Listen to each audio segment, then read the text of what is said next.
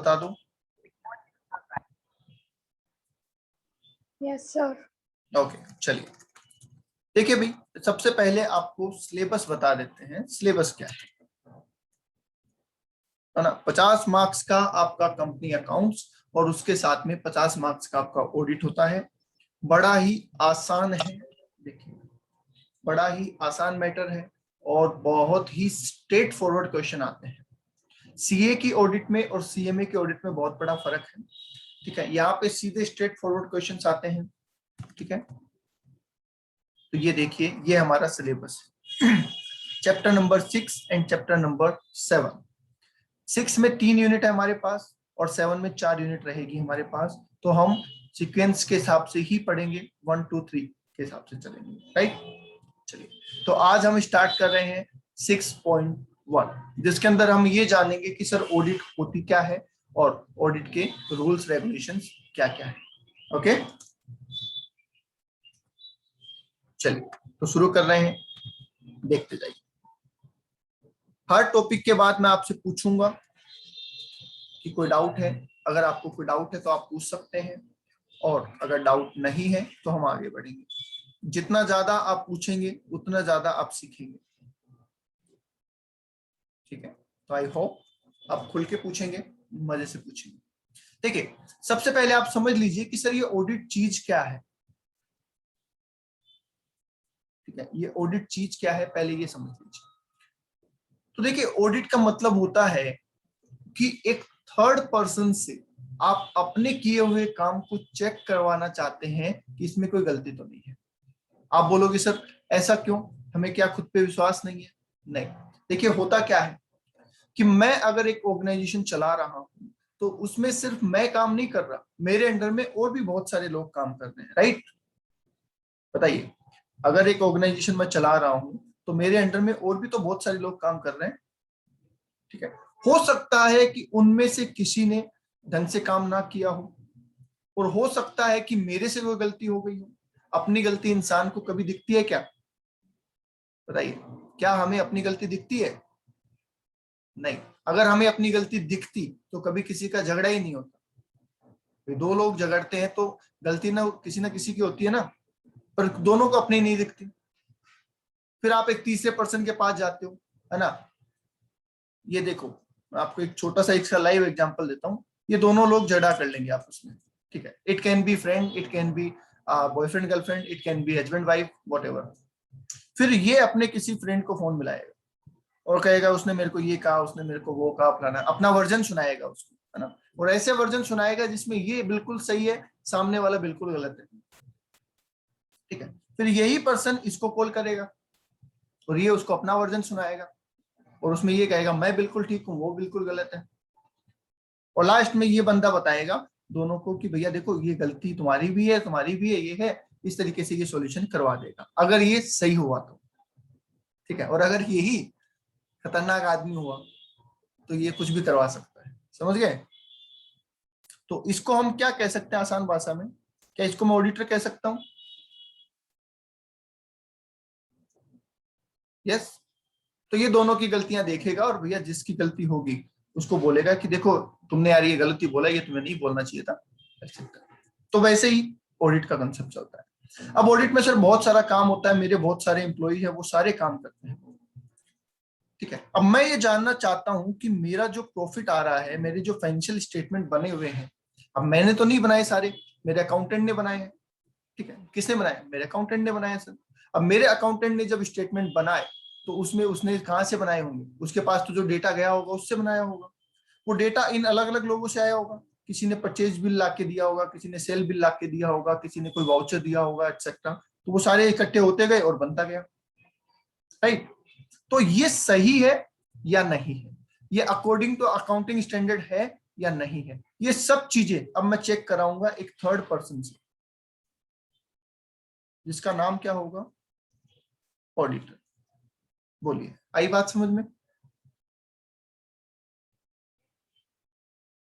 Okay. तो audit को आप एक आसान भाषा में समझ लीजिए कि कोई भी काम, आप इसको जोड़िए मत, इसको आप फाइनेंस से मत जोड़िए, कॉस्ट से मत जोड़िए, किसी चीज से मत जोड़िए। एक बार के लिए आप ये लेके चलिए कि सर ऑडिट का मतलब ऐसा काम जो जिस तरीके से होना चाहिए था वो उस तरीके से हो रहा है या नहीं हो रहा, दैट्स इट, वो ऑडिट है। कोई भी काम, वेदर इट इज फाइनेंशियल और नॉन फाइनेंशियल, जो काम जिस तरीके से होना चाहिए था वो काम उस तरीके से हो रहा है या नहीं हो रहा, दैट्स इट। जैसे आपके घर में शादी फंक्शन वगैरह होते हैं, तो क्या आपके जो पेरेंट्स है, जो दादाजी है, जो बुजुर्ग लोग हैं, क्या वो घूम के देखते हैं कि सारा मैनेजमेंट सही है या नहीं है, सबको इनविटेशन दिया नहीं दिया, खाना का सिस्टम प्रॉपर है या नहीं है, सबके बैठने की व्यवस्था प्रॉपर है या नहीं है, देखते हैं? तो वो भी एक तरीके की ऑडिट ही है। तो वो चेक कर रहे हैं, ऑब्जर्वेशन कर रहे हैं, और अगर कोई कमी होगी तो आपको बोलेंगे कि भैया यहाँ पे आपने चेयर कम लगाई और लगाओ, समझ गए, यहाँ पे धूप आएगी, यहाँ पे टेंट लगवाओ। तो वो जो भी आपको कमी बताएंगे वो भी एक तरीके की आपकी ऑडिट ही कर रहे हैं। बोलिए, आई बात समझ में?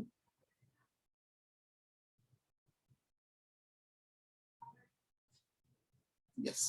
अब जनरली सर ऑडिट का कंसेप्ट क्यों आता है? एक वर्ड आता है, पता है आपको? किसी ने सुन रखा है?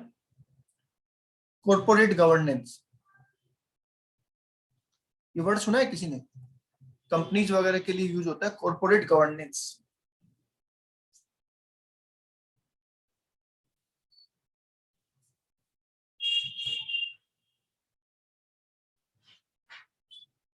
नहीं सुना? या सुना है, हाँ या ना? देखिए, कॉर्पोरेट गवर्नेंस एक कॉन्सेप्ट है कॉर्पोरेशन के लिए, कंपनीज वगैरह के लिए, जिसके अंदर ट्रांसपेरेंसी लाने की बात होती है। पहले क्या होता था, जब हर्षद मेहता और ये सब चलते थे ना पुराने, तब क्या होता था कि कंपनियों में इतनी ट्रांसपेरेंसी नहीं थी। कंपनी ने कुछ भी काम कर दिया, आपको कुछ और बता दिया, ठीक है भाई। आज आप एक कंपनी के शेयर परचेज करते हैं, क्या आपको पता है कंपनी क्या क्या कर रही है? बताइए, कंपनी के पास कितनी एसेट है, कितनी लाइबिलिटी, ये सब पता है आपको आज? बोलिए हाँ या ना। सोच समझ के जवाब दीजिए। एक कंपनी के आप शेयर परचेज करना चाहते हैं, तो क्या आपको पता होता है कि उस कंपनी की पीएनएल बैलेंस शीट क्या है, उसके पास क्या क्या है? यस, पता होता है आपको आज। MCA, ministry of corporate affairs की साइट से आप PNL, balance sheet, notes on accounts, ये सब चीजें डाउनलोड कर सकते हैं, कर सकते हैं ना? यस। पर पहले ऐसा नहीं होता था, पहले ये सब चीजें नहीं थी। तो ये सब चीजें नहीं थी तो शेयर होल्डर के साथ, इन्वेस्टर के साथ धोखा होता था। तो उन चीजों को रोकने के लिए कॉर्पोरेट गवर्नेंस का कंसेप्ट लाया। और इस कॉर्पोरेट गवर्नेंस ने कहा कि भैया कंपनी वगैरह जो भी काम करती है वो सब पता होना चाहिए, पब्लिक को, शेयर होल्डर्स को पता होना चाहिए। तब जाके ये ऑडिट का, इंडिपेंडेंट बोर्ड डायरेक्टर मीटिंग का, स्मॉल शेयर होल्डर डायरेक्टर का, इन सब का कंसेप्ट इंट्रोड्यूस किया गया। समझ गए? ओके। क्योंकि कंपनी चलाता कौन है? कंपनी चलाता कौन है भाई? कंपनी चलाते हैं मैनेजमेंट, मैनेजमेंट चलाता है, जिसमें बोर्ड ऑफ डायरेक्टर वगैरह वगैरह होते हैं, ठीक है। पर कंपनी का मालिक कौन होता है? शेयर होल्डर होता है। कंपनी की चलाते हैं मैनेजमेंट और मालिक होता है शेयर होल्डर। तो शेयर होल्डर ये जानना चाहेगा ना कि भैया मैनेजमेंट ढंग से काम कर रहा नहीं कर रहा, तो उसके लिए भी ऑडिट करवाई जाती है। बता दीजिए, एक बेसिक अंडरस्टैंडिंग समझ में आ गई कि ऑडिट क्या होता है?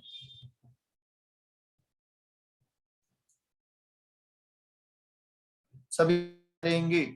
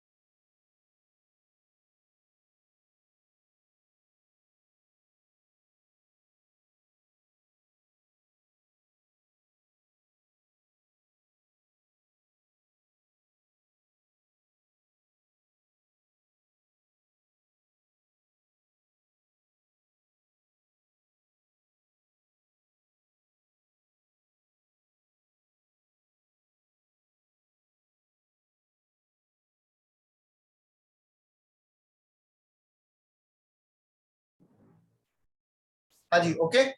अब सुनिए ध्यान से कि सर हमारे लिए ऑडिट का मतलब क्या है। देखिए हमारे कॉमर्स में 3 कोर्स हैं, बोलिए क्या हमारे कॉमर्स में 3 कोर्स है मेनली? सीए, सीएमए और सीएस, राइट? ठीक है।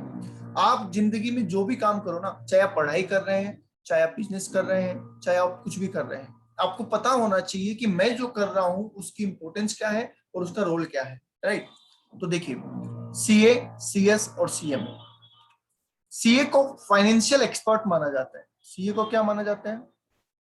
फाइनेंशियल एक्सपर्ट, ठीक है, और टैक्सेशन एक्सपर्ट। इसलिए सीए को कौन सी ऑडिट दी गई है?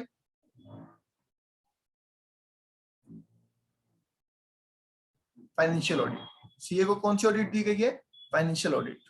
सीएमए को कॉस्ट एक्सपर्ट माना जाता है, ठीक है, इसलिए सीएमए को कौन सी ऑडिट दी गई है? Cost audit, right? कंपनी नहीं, कॉस्ट ऑडिट। कंपनी ऑडिट ये होती है, फाइनेंशियल ऑडिट होती है company audit. Company audit financial audit होती है, राइट? ओके। और सीएस को किस चीज का एक्सपर्ट माना गया है? कंप्लाइंस का। कंप्लाइंस क्या होता है पता है? कंप्लाइंस क्या होता है पता है?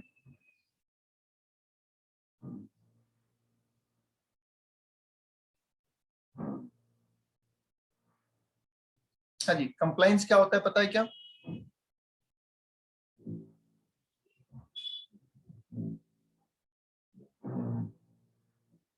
कंप्लाइंस क्या होता है पता है? आवाज आ रही है मेरी?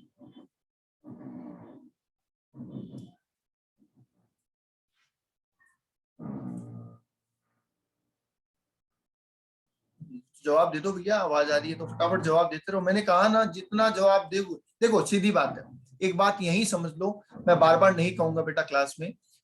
अगर जैसे मैंने पूछा कंप्लाइंस क्या है, अगर आपको पता है तो आप बोलो, तो वो फायदा होगा, कॉन्फिडेंस बढ़ेगा कि हाँ मैंने जो बोला वो सही है। और अगर नहीं पता तो ये बोलो सर नहीं पता, तो आपको जानने को मिलेगा क्या होता है, ठीक है? आप नहीं बोलोगे, मैं सोचूंगा आता है, मैं आगे चला जाऊंगा। देख लो भैया, समझ लो। कंप्लायंस का मतलब होता है सर एक कंपनी को जो जो चीजें फॉलो करनी होती है, जैसे उसको डायरेक्टर अपॉइंट करने के बाद आरओसी को बताना होता है, इनकॉर्पोरेशन की डिटेल आरओसी को भेजनी होती है, ऑडिटर अपॉइंट करने की डिटेल आरओसी को भेजनी होती है। मतलब कंपनी जो जो करती है उन सबकी जानकारी उसको आरओसी को भेजनी होती है, राइट? उसके अलावा कई तरीके की फॉर्मेलिटीज होती है, तो वो जो फॉर्मेलिटीज है वो प्रॉपर टाइम में होती है या नहीं होती, उसको कहते हैं कंप्लायंस मैनेजमेंट। और ये चेक करना किसको आता है? सीएस को इसको एक्सपर्ट माना गया है, इसलिए सीएस को सेक्रेटरियल ऑडिट का पावर दिया गया है। तो फाइनली फाइनेंशियल ऑडिट और टैक्स ऑडिट ये दी गई है सीए को, कॉस्ट ऑडिट दी गई है सीएमए को, और सेक्रेटरियल ऑडिट दी गई है सीएस को, राइट? ओके, तो आप किस चीज के एक्सपर्ट बनने जा रहे हैं? पोस्टिंग के एक्सपर्ट बनने जा रहे हैं, क्लियर है? ठीक है। अब सर बात आती है पेपर नंबर 12 जो हम पढ़ रहे हैं, इसमें हम कौन सी ऑडिट पढ़ रहे हैं बताइए? आपको क्या लगता है हम कौन सी ऑडिट पढ़ रहे हैं?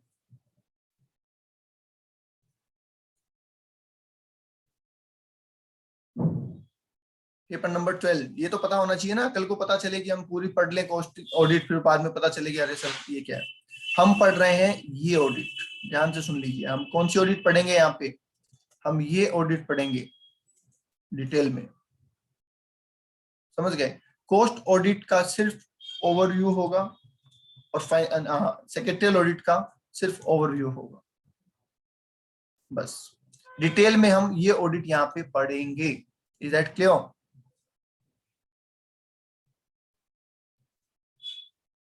यस। अब आ जाइए सर आगे, तो मैं स्टार्ट करूं। फाइनेंशियल ऑडिट, आपको ये क्लियर हो गया कि हम फाइनेंशियल ऑडिट पढ़ रहे हैं। अब सर ऑडिट की डेफिनेशन से स्टार्ट करते हैं। ऑडिट जो वर्ड है वो लेटिन भाषा का वर्ड है ओडायर, उससे लिया गया है। ऑडिट वर्ड कहां से लिया गया है सर? लेटिन लैंग्वेज का एक वर्ड है ओडायर, उससे लिया गया है, ठीक है? इस ओडायर वर्ड का मतलब क्या होता है? To listen. क्या मतलब होता है इसका? To listen. कुछ कहते हैं हियर, सुनना, ठीक है? अब इस वर्ड का मतलब क्या है और ये वर्ड क्यों इस्तेमाल में आया वो सुन लीजिए। और इसको याद कर लेना, ये एमसीक्यू में पूछा जा सकता है आपसे। ठीक है, देखिए टू लिसन का मतलब क्या है। टू लिसन का मतलब पहले क्या होता था, जब राजा महाराजा हुआ करते थे ना, तो वो फाइनेंशियल स्टेटमेंट पढ़ते नहीं थे, वो फाइनेंशियल स्टेटमेंट सुनते थे। ठीक है, आज हम पढ़ते हैं, जब आप बैलेंस शीट P&L देख रहे होते हैं ना, तो उसको बोलते हैं कि हम फाइनेंशियल स्टेटमेंट को पढ़ रहे हैं, राइट। पर उस टाइम पे पढ़ते नहीं थे, उस टाइम पे सुनते थे। सुनते कैसे थे कि दरबार लगा हुआ है, राजा बैठा है, मंत्री बैठे हैं सारे, और मुनीम जी पढ़ रहे हैं कि इस साल ये हुआ, फलाना हुआ, ढिकाना हुआ, समझ रहे हैं। अब उस चीज में अगर कुछ कमी मिलेगी तो राजा या उसके जो मंत्री है वो उस चीज को पकड़ेंगे कि भैया ये आपने क्या बोला, ये तो सही नहीं है, ये चीज तो गलत है। समझते थे, क्योंकि कई लोग पढ़े लिखे होते थे, कई लोग पढ़े लिखे नहीं होते थे, कई बार राजा ही पढ़ा लिखा नहीं होता था, तो वो लोग सुनते थे, पढ़ते नहीं थे। आई बात समझ में? तो इसलिए ये वर्ड यूज किया गया, ओडायर। ठीक है, इसका मतलब होता है सुनना, टू लिसन। क्लियर?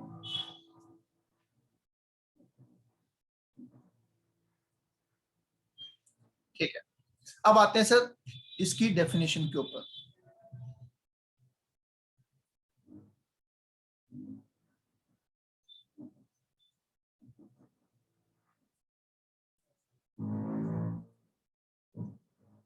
सुनते जाइए। Audit is an independent examination of financial statement of an entity. Audit is an independent examination of financial statement of an entity to express opinion on true and fair. आप यहां से लिखना start कर देंगे। ठीक है, आपने पहले जो मैंने समझाया वो नहीं लिखा, कोई दिक्कत नहीं है, यहां से आप लिखेंगे ना, जितनी बातें मैं लिखाऊंगा वो सब लिखेंगे आप यहां से। ओके, ठीक है, तो पहले समझ लीजिए। Audit is an independent examination of financial statement of an entity to express an opinion on true and fair view of such financial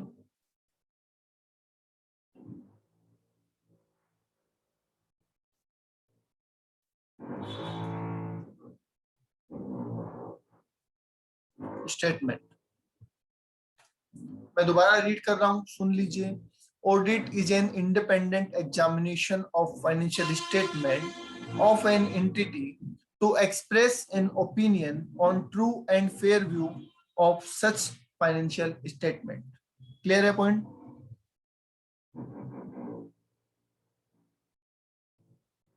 अब सुनिए, अब इस डेफिनेशन में से हमें क्या क्या चीजें समझनी है वो मैं हाईलाइट कर रहा हूं, फिर एक एक करके समझाऊंगा आपको। सबसे पहला है इंडिपेंडेंट एग्जामिनेशन। सबसे पहला है इंडिपेंडेंट एग्जामिनेशन। दूसरा वर्ड है फाइनेंशियल स्टेटमेंट। दूसरा वर्ड क्या है सर? Financial statement. तीसरा वर्ड काम का इसमें इंटिटी। ठीक है, ये छोटी सी लगती है डेफिनेशन, छोटी सी है नहीं, इंटिटी। नेक्स्ट वर्ड है ओपिनियन। ठीक है, और उसके आगे इंपॉर्टेंट वर्ड है true and fair view. True and fair view. ये इतने वर्ड्स आपको अलग से समझने होंगे, तब जाके आप इस पूरी डेफिनेशन को कैचअप कर पाएंगे। क्लियर है? अभी मैं सब चीजों का ओवरव्यू दूंगा और बाद में हम इन सब चीजों को डिटेल में पढ़ेंगे जहां पे भी हमें जरूरत लगे। पहला पॉइंट है इंडिपेंडेंट। क्या लगता है आपको इंडिपेंडेंट का मतलब क्या है? बताइए, आपको क्या लगता है इंडिपेंडेंट का मतलब क्या है?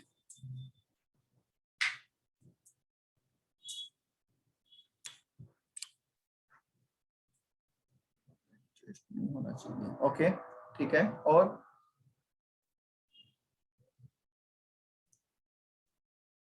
इंडिपेंडेंट का मतलब बायस नहीं होना चाहिए ऑडिटर, ठीक है।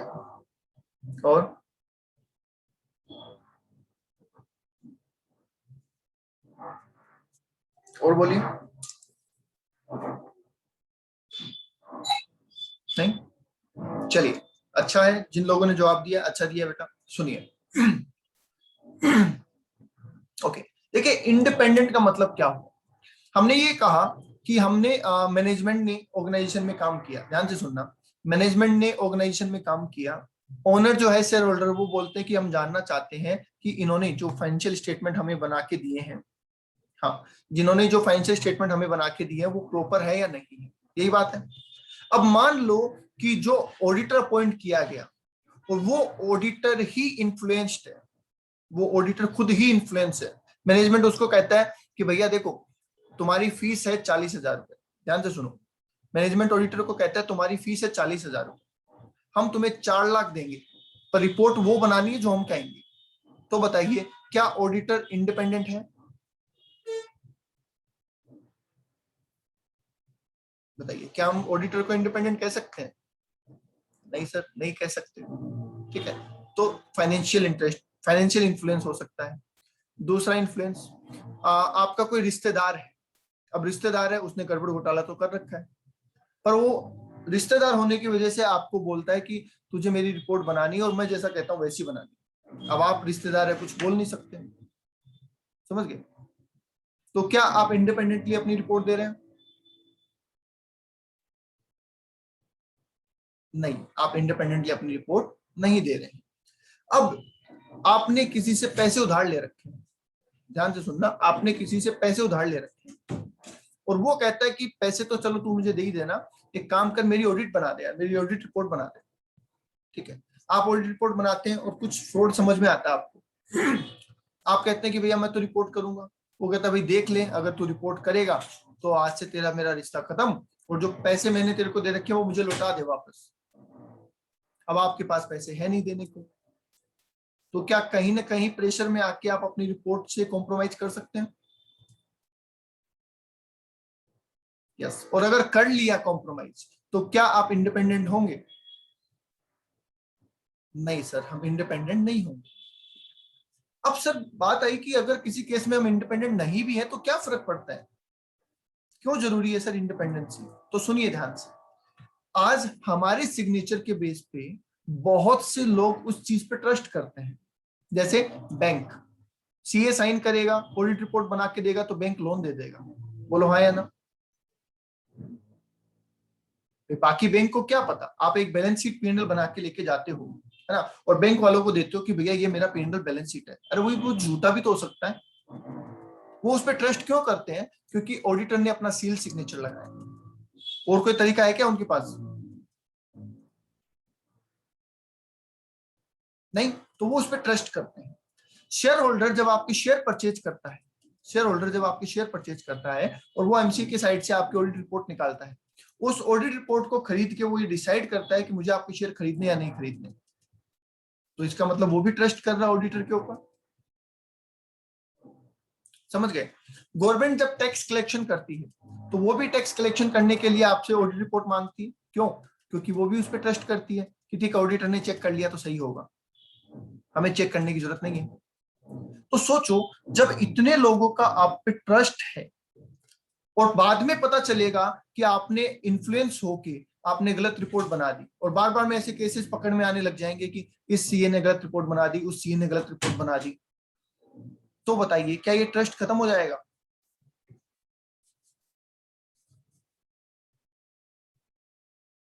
बोलिए, क्या ये ट्रस्ट खत्म हो जाएगा?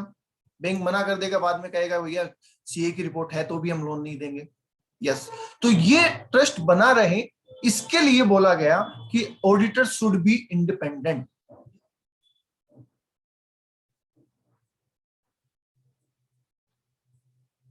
ठीक है, not influenced, auditor should be independent, ये बोला गया।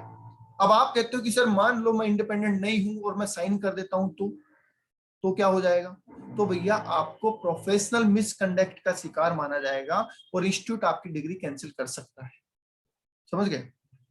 अगर आपने कोई रिपोर्ट झूठी साइन कर दी और बाद में आप पकड़े जाते हो तो जो इंस्टीट्यूट है वो आपकी डिग्री कैंसिल कर सकता है, समझ गए? या कुछ टाइम के लिए सस्पेंड कर सकता है कि भैया अगले 5 साल आप कोई ऑडिट नहीं कर सकते। ठीक है, या आप सीए तो रहेंगे पर आप प्रैक्टिस नहीं कर सकते, इस तरीके से वो आपके ऊपर एक्शन ले सकता है। तो अपनी डिग्निटी बनाए रखने के लिए इंडिपेंडेंट का कॉन्सेप्ट रखा गया। बोलो आ गई बात समझ में?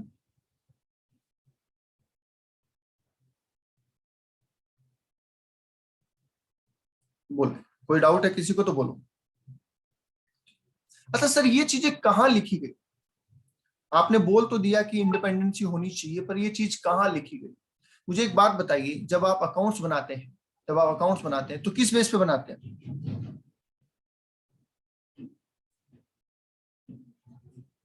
बताइए, जब आप अकाउंट्स, बुक्स ऑफ अकाउंट्स बनाते हैं तो किस बेसिस पे बनाते हैं? अकाउंटिंग स्टैंडर्ड बोल रहे हैं, सही है क्या?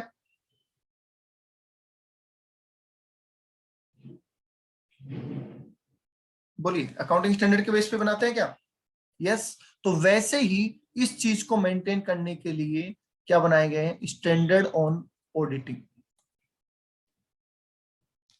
ठीक है, जैसे अकाउंट्स बनाने के लिए स्टैंडर्ड बनाए गए हैं, अकाउंटिंग स्टैंडर्ड, वैसे ही ऑडिट करने के लिए स्टैंडर्ड ऑन ऑडिटिंग बनाए गए, जिनको शॉर्ट में हम SA कहते हैं।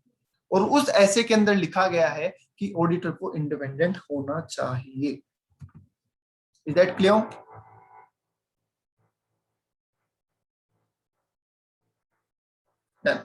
दूसरे वर्ड पे आ जाइए सर। एक एक पॉइंट समझते जाओ भैया, एक एक पॉइंट समझते जाओ, वरना दिक्कत आ जाएगी बाद में।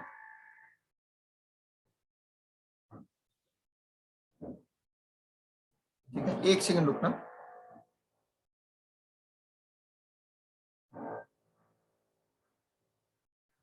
क्या,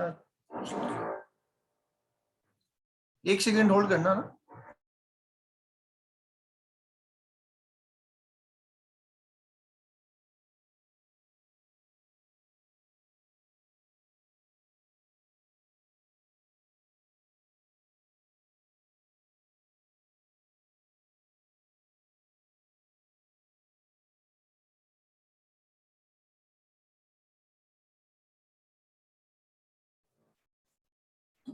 हाँ जी, ओके, चले आगे।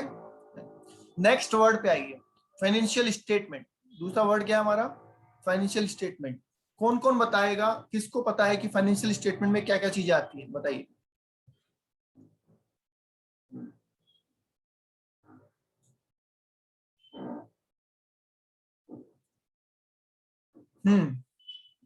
ओके,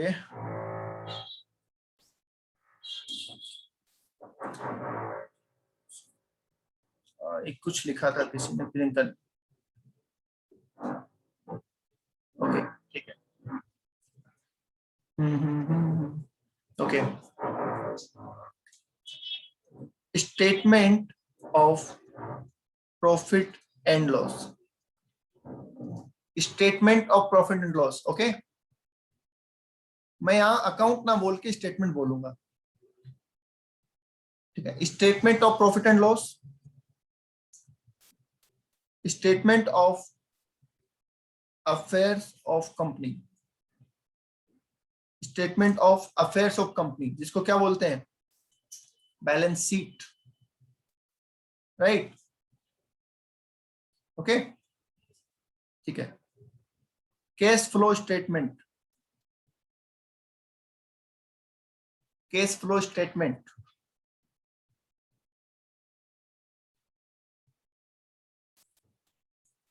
स्टेटमेंट ऑफ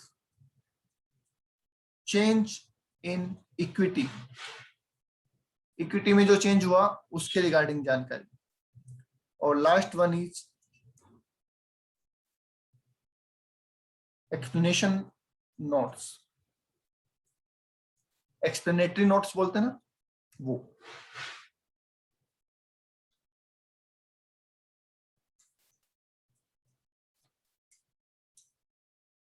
दोबारा सुन लीजिए।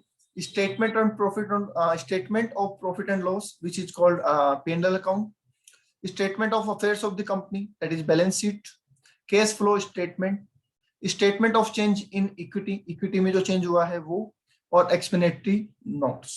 ये सारी चीजें मिलके फाइनेंशियल स्टेटमेंट वर्ड को बनाती है। इसका मतलब जब हम सर एडवाइस करेंगे, जब हम ओपिनियन देंगे, तो किस बात पे ओपिनियन देंगे? इन सब के ऊपर ओपिनियन देंगे। क्यों? ऐसी ओपिनियन देंगे जो इन सबको कवर करे।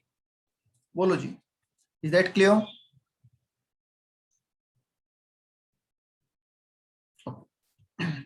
नेक्स्ट वर्ड पे आ जाइए सर, इंटिटी। नेक्स्ट वर्ड क्या है? इंटिटी। और उससे नेक्स्ट वर्ड है ओपिनियन। तो ये दो वर्ड और समझते हैं आगे।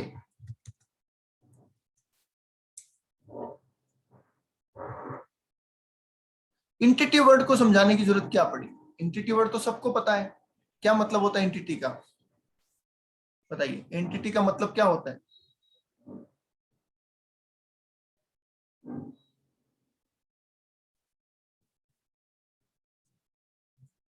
Organisation for which audit to be conducted, ऐसे बोल सकता हूं?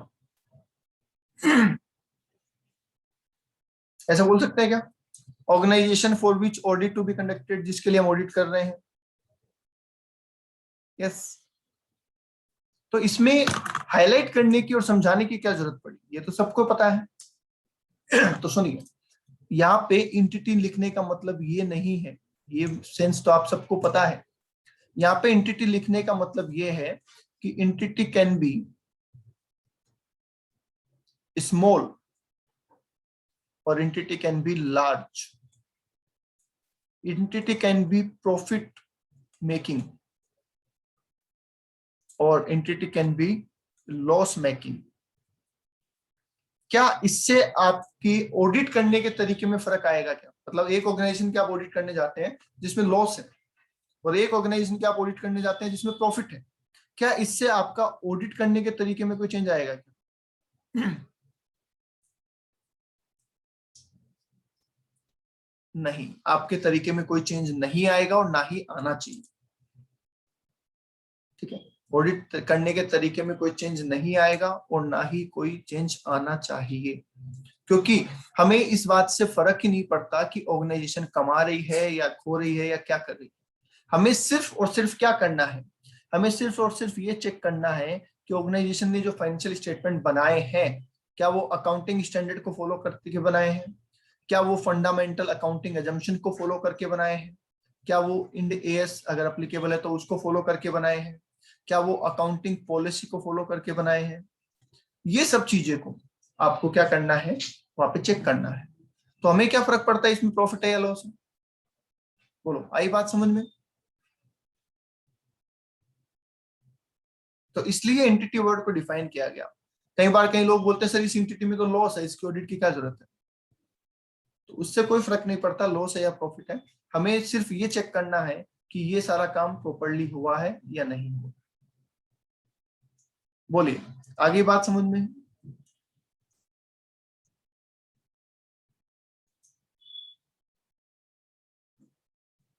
ओके, आगे आ जाइए। अब नेक्स्ट वर्ड क्या था हमारा? ओपिनियन। ठीक है,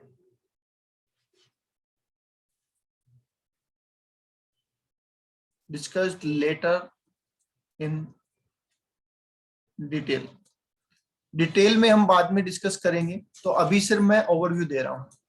देखिए, आपने ऑर्गेनाइजेशन की सारी चीजें चेक कर ली, आपने ऑर्गेनाइजेशन की सारी चीजें चेक कर ली, और लास्ट में आपको एक रिपोर्ट बना के देनी है। ठीक है, मान लो ऑर्गेनाइजेशन में बहुत बड़ा फ्रॉड है, बहुत बड़ा फ्रॉड है ऑर्गेनाइजेशन में, और आपके पकड़ में आ गया, और ये भी पता चल गया किसने किया है, आप क्या करोगे बताओ? ऑडिट के दौरान आपको पता चला 100 करोड़ रुपए का एक फ्रॉड है और मिस्टर एक्स ने किया है, ये भी पता चल गया, आप क्या करोगे?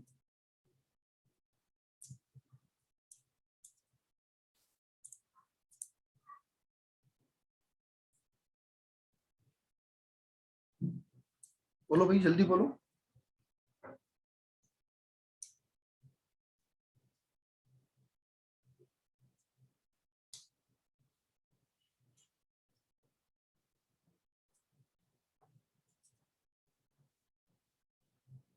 अरे बोलो भाई।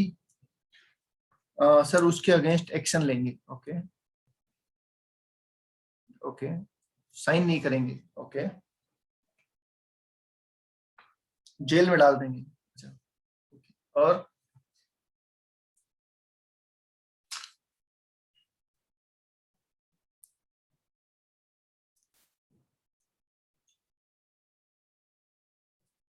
और कोई? चलिए, तो सुनिए, आप सिर्फ रिपोर्ट कर सकते हैं, इसके अलावा आप कुछ नहीं कर सकते। आप ना उसको जेल में डाल सकते हैं, ठीक है, आप ना रिपोर्ट साइन करने से आप क्यों मना करोगे फिर? रिपोर्ट साइन करने से आपको क्या तकलीफ है?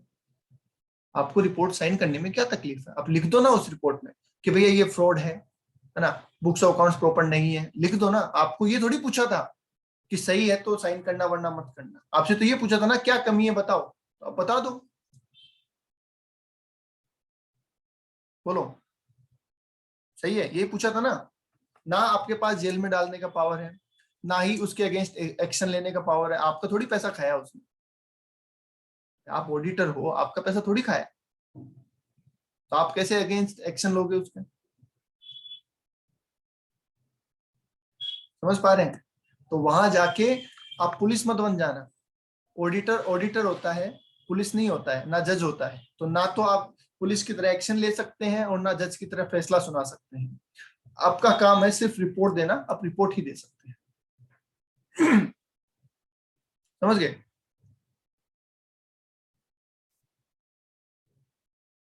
बोलो, आगे बात समझ में? ठीक है।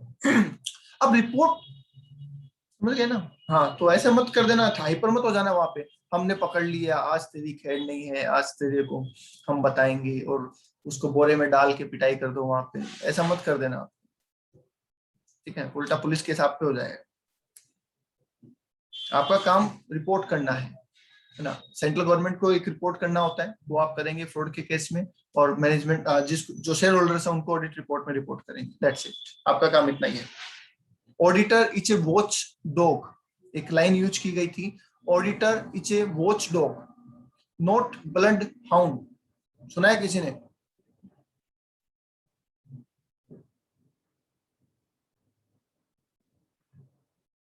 Auditor is a watch dog not blood hound.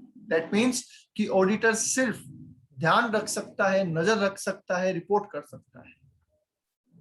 समझ गए? सजा नहीं दे सकता, काट नहीं सकता।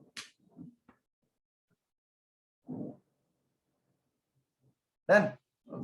अब आइए सर, रिपोर्ट कितने तरीके की होती है? तो बेसिकली 4 तरीके की रिपोर्ट होती है, तो मैं उसका भी ओवरव्यू आज आपको दे देता हूं।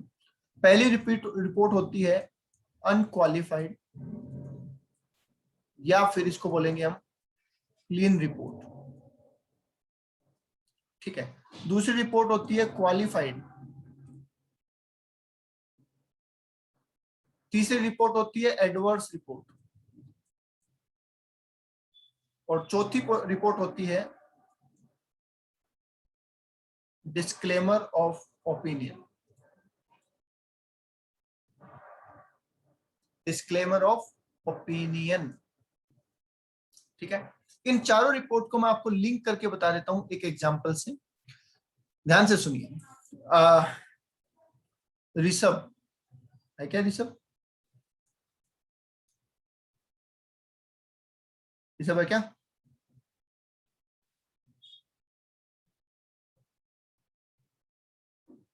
ओके, चलिए। तो ऋषभ के लिए है ना, ऋषभ सीएमए बन गया। ऋषभ क्या बन गया सर? सीएमए बन गया। अब इसकी शादी के लिए एक प्रपोजल आता है, इसकी शादी के लिए एक प्रपोजल आता है, ध्यान से सुनिए, ठीक है। और प्रपोजल आता है तो इंक्वायरी होती है क्या कि भैया ये लड़का कैसा है, पता करा जाए? बताइए, होती है इंक्वायरी? होता है ना इंक्वायरी? यस, इंक्वायरी होती है।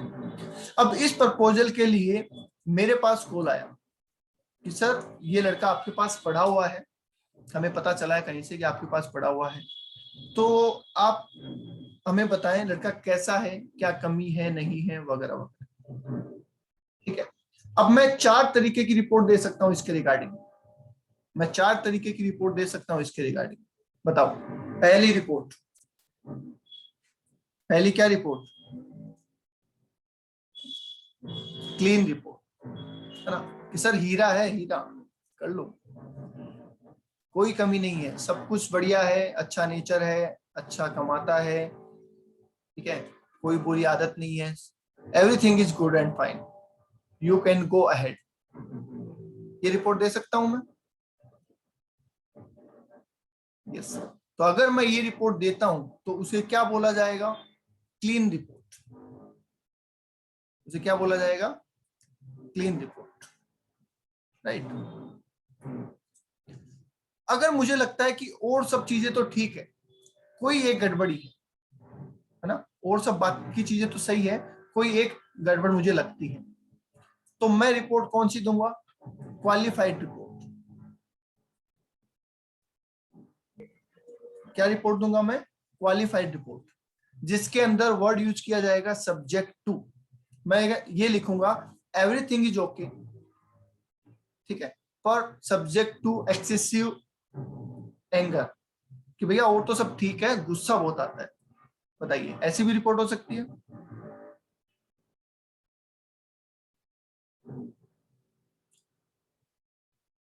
और तो सब ठीक है सर, आलसी है, ऐसा भी बोल सकते हैं। यस। तो सब्जेक्ट टू मतलब नहीं है ओके। तो सब्जेक्ट टू मतलब कुछ कमी के साथ, कि भैया और तो सब ठीक है, ये एक कमी मुझे लगती है। समझ गए? ओके। तीसरी रिपोर्ट है एडवर्स रिपोर्ट। जब मुझे लगेगा कि सर्वगुण संपन्न है, 36 के 36 गुण मिलते हैं, तो मैं कौन सी रिपोर्ट दूंगा?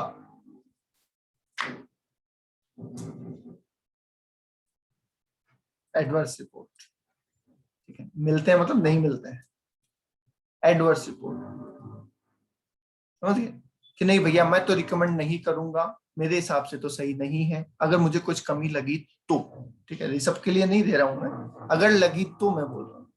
ठीक है, तो इसलिए कोई भी ऐसा काम ना करें जिससे आपका मेरे साथ झगड़ा हो, कल को हो सकता है मेरे से रिपोर्ट मांगी जाए।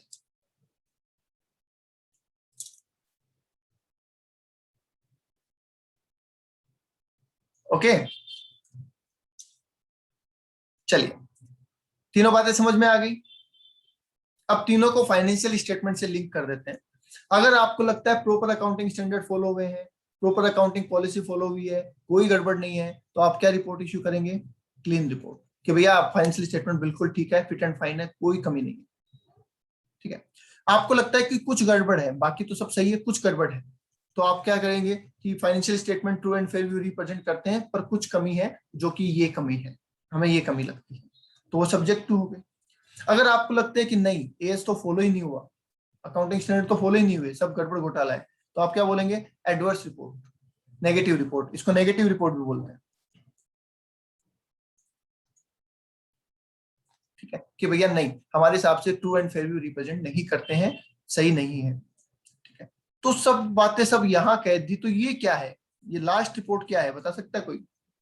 जब तीनों बातें हमने यहां कह दी, तो ये लास्ट रिपोर्ट क्या बनती है?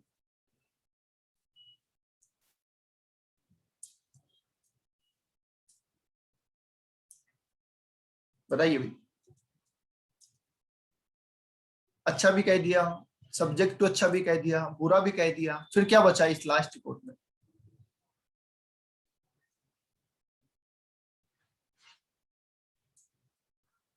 बोलो भाई बोलो।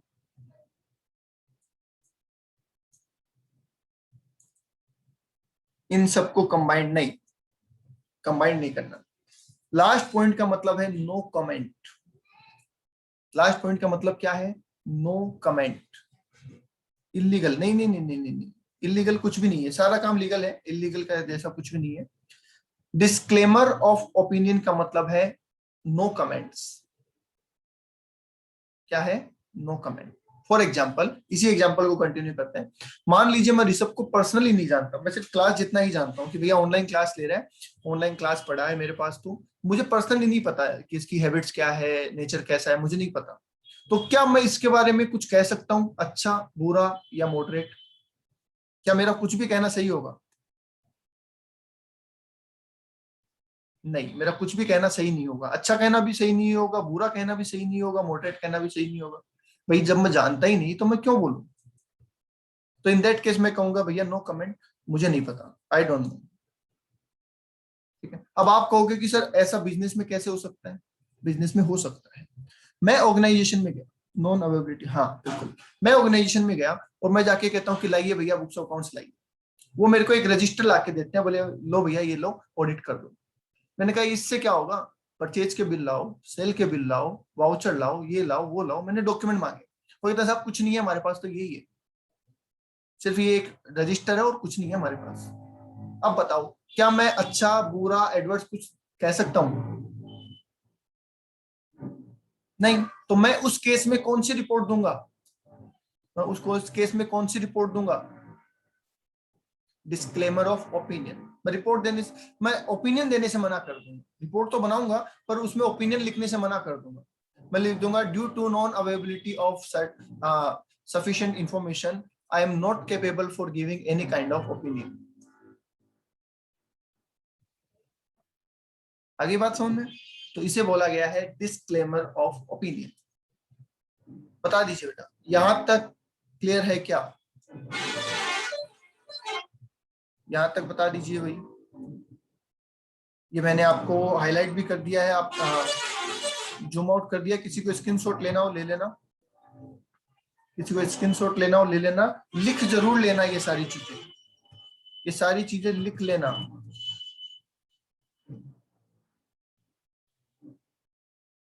ओके। एक चीज बचती है ट्रू एंड फेयर व्यू, तो ये हम कल करेंगे। ट्रू एंड फेयर व्यू कल करेंगे, फिर आगे बढ़ेंगे। दिख तो रहा है, फाइनेंशियल स्टेटमेंट दिखा तो रखा है।